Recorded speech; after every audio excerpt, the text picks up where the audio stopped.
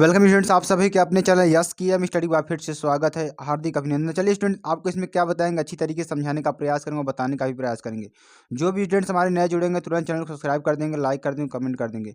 ज़्यादा से ज़्यादा चैनल आपको शेयर करना है, ठीक है। शेयर करेंगे तभी आपके जो हमारे स्टूडेंट्स हैं, जो भी बोर्ड की तैयारी कर रहे हैं, उनके लिए बेनिफिट होगा।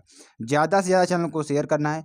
और उसके सबसे ज़्यादा महत्वपूर्ण सूचना क्या है कि अब आपकी जो skmstudyclasses.com वेबसाइट है, सारी वेबसाइट आपकी लिंक डिस्क्रिप्शन में दे दी गई है। और जो आपका SKMST टेलीग्राम चैनल है वो भी लिंक में दे दिया गया है। तो आपको तुरंत डिस्क्रिप्शन बॉक्स में जाना है, वहाँ से आपको क्या करना है, सारे जो हमारे अकाउंट्स हैं उस अकाउंट्स को जुड़ जाना है। वहाँ पर आपको सारी अवेलेबल चीज़ें मिलेंगी जो भी चाहिए आपको, ठीक है। चलिए पहले प्रश्न की बात करेंगे। देखिए इसमें पढ़ाएंगे क्या, कक्षा 12 मॉडल पेपर 2022, विषय रासायनिक विज्ञान। चलिए अब देखिए पहले प्रश्न की बात करेंगे। पहला प्रश्न क्या, वेरी वेरी मोस्ट इंपॉर्टेंट आप एग्जाम के दृष्टिकोण से। जो भी स्टूडेंट्स हमारे जुड़ेंगे, ठीक है, जो भी अपनी लाइफ बनाना चाहते हैं, जो भी इस वीडियो पर जुड़ेंगे वो लास्ट तक जरूर बने रहेंगे। लास्ट तक बने रहेंगे तभी सारी चीज़ों को हम आपके पास समझाने में सक्षम होंगे। अगर आप बीच में छोड़कर चले जाएंगे तो आपको हम समझा नहीं पाएंगे। चलिए बहुविकल्पी प्रश्न की बात करेंगे जो आपके लिए बेहद इंपॉर्टेंट है और आपके एग्जाम के दृष्टिकोण से बहुत ही महत्वपूर्ण है। फिलहाल का 0.20% विलयन निम्न में से किस रूप में कार्य करता है। फिनाल का 0.20% विलयन निम्न में से किस रूप में कार्य करता है, ठीक है। किस रूप में कार्य करता है, देखिए एंटीसेप्टिक, प्रतिऑक्सीकारक, ज्वरनाशक या एंटीबायोटिक। किस रूप में कार्य करता है, यह कार्य करता है आपका एंटीबायोटिक के बारे में काम करता है। चलिए अगले प्रश्न की बात करते हैं। अगला प्रश्न देखिए क्या है, बहुत ही इंपॉर्टेंट। ल्यूकास अभिकर्मक है, जो ल्यूकास अभिकर्मक है क्या होता है। तो ल्यूकास अभिकर्मक किसे कहते हैं, ल्यूकास अभिकर्मक क्या होता है उसके बारे में थोड़ा आपको बताते हैं। सांद्र HCl प्लस निर्जर ZnCl2 या PDBASO4 या तनु HCl प्लस निर्जर ZnCl2 या नानाबदीज। तो मेरे प्यारे स्टूडेंट देखिए, अगर इसके आंसर की बात करें, इसका आंसर क्या हो जाएगा, सांद्र HCl प्लस निर्जर ZnCl2 होता है, ठीक है। चलिए आगे आपको बताते हैं। अगला जो प्रश्न है आपके लिए वेरी वेरी मोस्ट इंपॉर्टेंट। सांद्र H2SO4 की उपस्थिति में, किसकी, सांद्र H2SO4 की उपस्थिति में फिनाल को थैलिक एनहाइड्राइड के साथ गर्म करने पर बनता है। फिनाल को अगर हम थैलिक एनहाइड्राइड के साथ गर्म करते हैं तो क्या बनेगा, देखिए क्या बनेगा, थैलिक अम्ल बनेगा, फिनोन बनेगा, क्यूनोन बनेगा या फिनाप्तलीन बनेगा। तो इसके आंसर की बात करें मेरे पेरेंट्स, इसका आंसर क्या हो जाएगा, फिनाप्तलीन बनेगा। क्या बनेगा, फिनाप्तलीन बनेगा, ठीक है।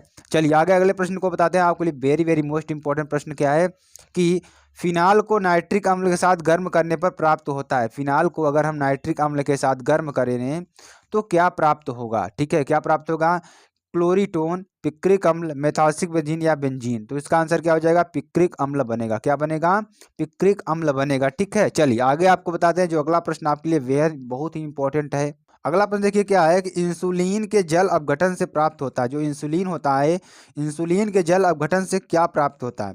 तो इंसुलिन का जो जल घटन अपघटन होता है उससे क्या प्राप्त होता है, देखिए चार ऑप्शन आपको मिलेंगे, ग्लूकोज, फ्रक्टोज, ग्लूकोज था फ्रक्टोज, लैक्टोज। तो अगर इसमें आंसर की बात करते हैं, इसका आंसर क्या हो जाएगा, बी नंबर, यानी कि फ्रक्टोज प्राप्त होगा। क्या प्राप्त होगा, फ्रक्टोज प्राप्त होगा, ठीक है। चलिए आगे आपको बताते हैं। अगला जो प्रश्न आपके लिए बेहद इंपॉर्टेंट है।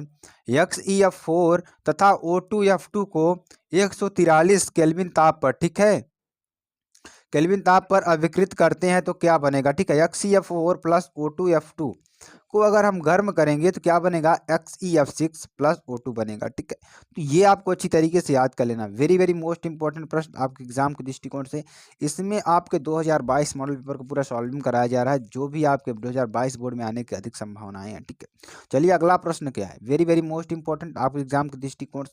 एस्टेल्डिहाइड को टालिन अभिकर्मक के साथ गर्म करते हैं तो, एस्टेल्डिहाइड को टालिन अभिकर्मक के साथ गर्म करते हैं तो क्या बनेगा, देखिए CH3CHO प्लस Ag2O क्रिया अगर क्या बनेगा, CH3COOH प्लस 2Ag बनेगा, ठीक है। तो एस्टेल्डिहाइड टालिन अभिकर्मक से क्या बनाएगा, देखिए ये हमारा क्या है, एस्टेल्डिहाइड है, CH3CHO, ठीक है।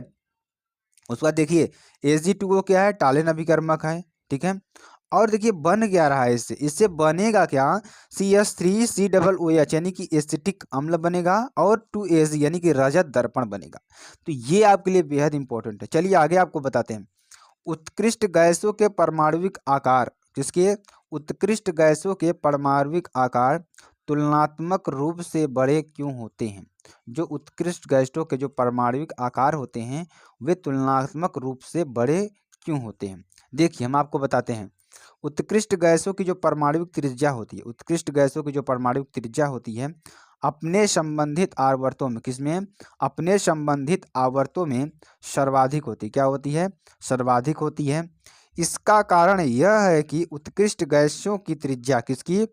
उत्कृष्ट गैसों की त्रिज्या जो होती है केवल वान डर वाल्स त्रिज्या होती है। क्या होती है? केवल वान डर वाल्स त्रिज्या होती है, क्योंकि ये अणु नहीं बनाती है। क्या करानी? ये अणु नहीं बनाती है, ठीक है। तो ये आपको अच्छी तरीके से समझ में आ गया होगा। चलिए आगे आपको बताते हैं जो आपके लिए बेहद इंपॉर्टेंट है मेरे प्यारे स्टूडेंट्स।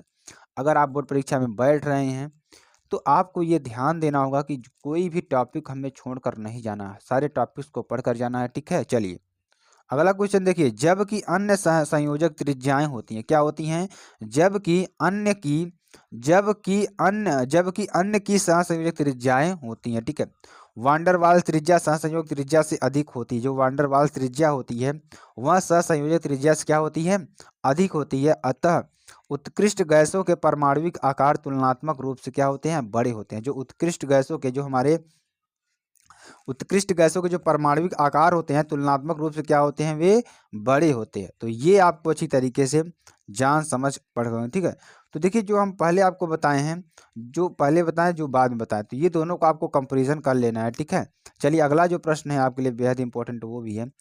क्या होता है, चलिए देखते हैं क्या होता है जब जब हम H2S को फेरिक सल्फेट विलयन में प्रवाहित करते हैं। जब हम क्या करते हैं? H2S को फेरिक सल्फेट विलयन में प्रवाहित करते हैं। तो देखिए सल्फर एवं H2SO4 प्राप्त होता है। कैसे?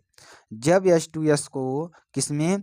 फेरिक यानी कि Fe2SO4 का होल थ्राइस, इसमें आपको क्या करना है? अगर इसमें हम प्रवाहित करते हैं 2FeSO4 plus H2SO4 plus S बनेगा, ठीक है। क्या बनेगा हमारा? H2SO4 बनेगा, ठीक है, और फेरिक सल्फेट बनेगा। तो ये आपके लिए बेहद इंपॉर्टेंट है, तो आपको ये चीज़ें अच्छी तरीके से पढ़ लेनी है मेरे प्यारे स्टूडेंट। चलिए आगे आपको बताते हैं। अगला देखिए क्या है, क्लोरोएथेन से, किससे? क्लोरोएथेन से यन यानी कि यन डाई एथिल एथेनामीन बनाने का रासायनिक समीकरण लिखिए, ठीक है। क्लोरोएथेन से क्या निकालना है हमें? यन डाई एथिल एथेनामीन बनाने की रासायनिक समीकरण लिखना है। तो देखिए क्या हो जाएगा यहाँ पे, C2H5Cl, C2H5Cl NH3 की उपस्थिति में क्रिया करके C2H5 यानी क्लोरोएथेन है ये हमारा, ये NH3 की उपस्थिति में Cl से क्रिया करके क्या बनाता है? एथिल एमीन बनाता है। क्या बनाता है? एथिल एमीन बनाता है। NH2C6H5Cl, ठीक है। पुनः NH2 जो हमारा एथिल एमीन है पुनः क्रिया करके किसकी उपस्थिति में? C6H5Cl की उपस्थिति में क्रिया करके C2H5 यन सिंगल बॉन्ड H C2H5 यानी कि यन एथिल एमीन बनाता है और C2H5Cl, ठीक है। अब पुनः इस उपस्थिति में क्रिया करके एन एथिलमीन क्या बनाएगा? यन डाई एथिल एथानमीन बनाएगा। ये क्या बनाएगा? C2H5 C2H5 ठीक है। तो ये आपका अच्छी तरीके से समझ में आ गया होगा। चलिए आगे आपको बताते हैं। अगला जो आपका है वेरी वेरी मोस्ट इंपॉर्टेंट है, उसको भी आपको थोड़ा बताने का प्रयास करेंगे। आप देखिए आगे आपको बताते हैं मानव शरीर के लिए, किसके लिए? मानव शरीर के लिए वसा का क्या महत्व है? मानव शरीर के लिए वसा का क्या महत्व है? तो वसा शरीर को ऊर्जा प्रदान करती है। वसा क्या करती है? शरीर को ऊर्जा प्रदान करती है, शरीर के कोमल भागों की रक्षा करती है। जो वसा होती है मेरे प्यारे स्टूडेंट्स वह शरीर को क्या करती है? ऊर्जा प्रदान करती है और शरीर के कोमल भागों की रक्षा करती है। जो शरीर के आपके कोमल भाग होंगे जैसे आपका क्या हो गया? मुंह हो गया, ठीक है। तो ये सब चीज़ों की जो रक्षा है कौन करती है? वसा करती है।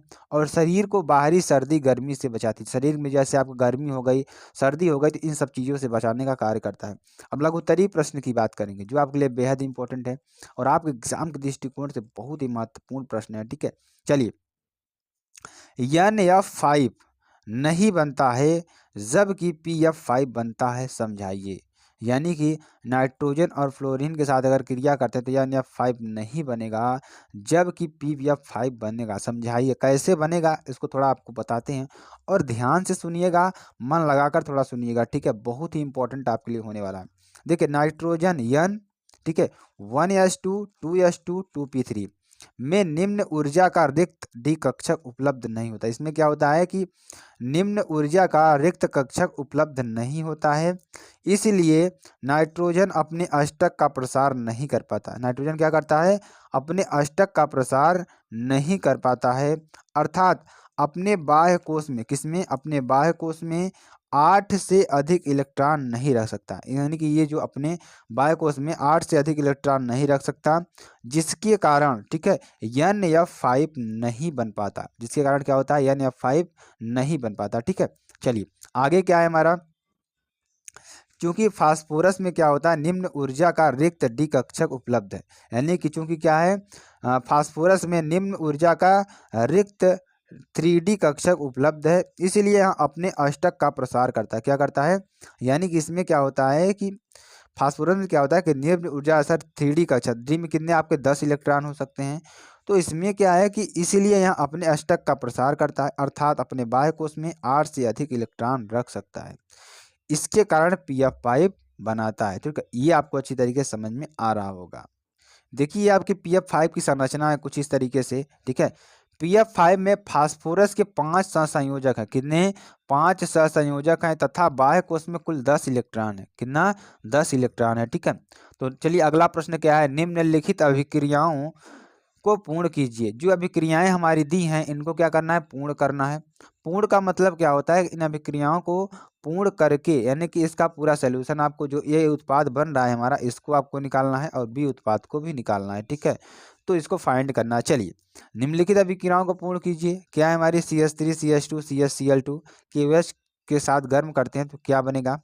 अगर CH3 का होल थ्राइस CH2Br को अगर C2H5OH की उपस्थिति में अगर गर्म करेंगे तो क्या बनेगा। चलिए उसको थोड़ा आपको बना कर दिखाते हैं।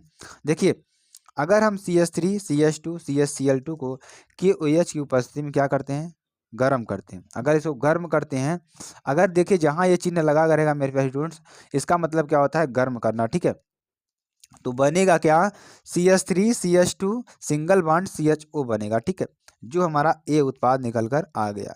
तो ये आपका बेहद इंपॉर्टेंट प्रश्न है जो आपके एग्जाम के दृष्टिकोण से है। चलिए अगला प्रश्न हमारा क्या है, CH3 का होल थ्राइस CHBr C2H5OH से की उपस्थिति में क्रिया करके क्या बनाता है, इसको जब गर्म करते हैं तो क्या बनेगा। देखिए CH3 का whole twice C double bond CH CH3 बनेगा, जो कि बी उत्पाद होगा हमारा। ये आपका आंसर हो जाएगा। वेरी वेरी मोस्ट इंपॉर्टेंट आपके एग्जाम के दृष्टिकोण से। चलिए कुछ यौगिक परिवर्तन के बारे में जान लेते हैं, क्योंकि सिर्फ आपको SQM स्टडी पर ये सारी चीज़ें मिलेंगी।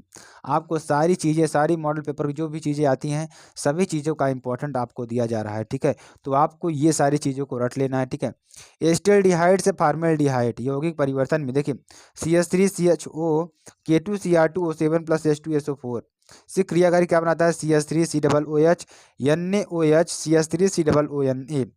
देखिए पहले हमने क्या किया, CH3CHO को नवजात ऑक्सीजन की उपस्थिति में K2Cr2O7 + H2SO4 की उपस्थिति में जब गर्म करते हैं तो क्या बनता है, CH3COOH बनेगा। उसके बाद पुनः इसको क्या करेंगे हम, NaOH की उपस्थिति में गर्म करेंगे तो क्या बनेगा, CH3COONA बनेगा।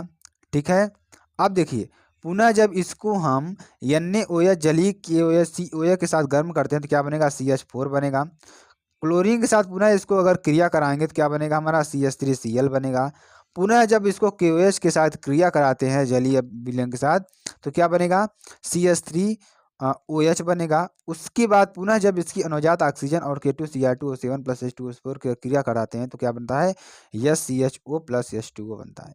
यानी एस्टल्डिहाइड की इतनी क्रियाओं के बाद हमें क्या मिलेगा, फार्मेल्डिहाइड बनेगा। तो ये आपके लिए बेहद इंपॉर्टेंट है। ठीक है, तो आपको अच्छी तरीके से समझ में आ रहा होगा। चलिए आगे आपको बताते हैं। आगे देखिए क्या है, बेंजल्डिहाइड से सिनेमिक एल्डिहाइड। बेंजल्डिहाइड से अगर हम सिनेमिक एल्डिहाइड प्राप्त करना चाहेंगे तो कैसे बनेगा।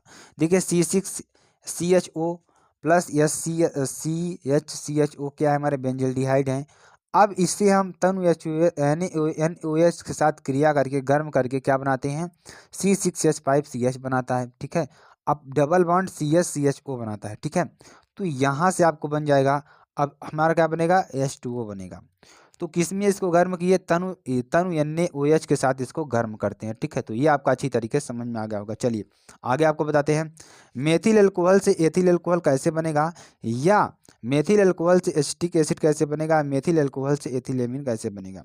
तो CH3OH PCl5 की उपस्थिति में अगर क्रिया कराते हैं मेथिल अल्कोहल की, तो बनेगा क्या, CH3Cl बनेगा। पुनः जब इसी क्रिया KCN के साथ कराते हैं तो CH3CN बनेगा। यहाँ से Cl क्लोरीन क्या होगा हमारा, विस्थापित हो जाएगा। पुनः जब इसकी क्रिया हम 4HNaC2H5O की उपस्थिति में क्रिया कराते हैं तो क्या बनेगा, यहाँ बनेगा आपका CH3CH2NH2 बनेगा। पुनः जब इसी क्रिया HNO2 के साथ क्रिया कराते हैं तो क्या बनेगा, देखिए CH3CH2OH बनेगा, एथिल अल्कोहल बनेगा। उसके बाद नवजात ऑक्सीजन के साथ पुनः क्रिया कराएंगे K2Cr2O7H2O4 की उपस्थिति में, तो क्या बनेगा, CH3CHO बनेगा। ठीक है, पुनः जब इसी क्रिया नवजात ऑक्सीजन के साथ कराते हैं K2Cr2O7 प्लस H2O SO4 के साथ, तो क्या बनेगा, CH3COOH बनेगा, एसिटिक एसिड बनेगा। तो ये आपके लिए बेहद इंपॉर्टेंट है। ठीक है, चलिए अगला प्रश्न हमारा क्या है, विद्युत अपघटन की एक क्रिया विधि उपयुक्त उदाहरण द्वारा समझाइए। तो विद्युत अपघटन की क्रिया विधि उपयुक्त उदाहरण द्वारा समझाना है। तो किसी विद्युत अपघट्य का विद्युत धारा द्वारा अपघटन विद्युत अपघटन कहलाता है। क्या कहलाता है, विद्युत अपघटन कहलाता है। अब देखिए इसमें गलित सोडियम क्लोराइड में, किसमें, गलित सोडियम क्लोराइड में विद्युत धारा प्रवाहित करने पर, क्या करने पर, विद्युत धारा प्रवाहित करने पर यह सोडियम और क्लोरीन अपघटित हो जाता है। क्या होता है, सोडियम और क्लोरीन अपघटित हो जाता है। अब देखिए इसमें जो रासायनिक अभिक्रिया है क्या है हमारी, 2NaCl विद्युत अपघटन कराते हैं तो 2Na+Cl2 बनता है, यानी कि सोडियम और क्लोरीन बनेगा। ये गलित हमारा सोडियम है। तो स्टूडेंट्स आपको वीडियो कैसी लगी कमेंट सेक्शन में जरूर बता सकते हैं। फिर मिलते हैं नेक्स्ट वीडियो में नए टॉपिक के साथ। तक के लिए जय हिंद, जय भारत।